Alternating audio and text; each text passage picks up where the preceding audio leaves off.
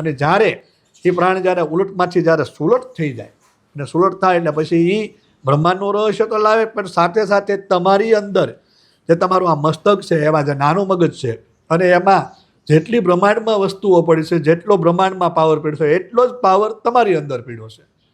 બ્રહ્માંડમાં જે ઘટના ઘટી રહી છે એટલો જ પાવર તમારી અંદર ઘટના ઘટી રહી છે, પણ આપણે એનીથી અજાણ છીએ એટલે આપણને ખબર નથી.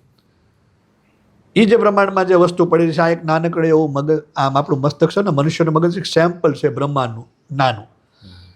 જેટલી વસ્તુ પડી છે બ્રહ્માંડમાં એટલું આપણી અંદર પડ્યું છે, પણ આપણા જે જ્ઞાન તંતુઓ છે એ હજારો લાખો જન્મોથી ડીએક્ટિવ પડેલા છે, એક્ટિવ નથી, નિષ્ક્રિય થયેલા છે.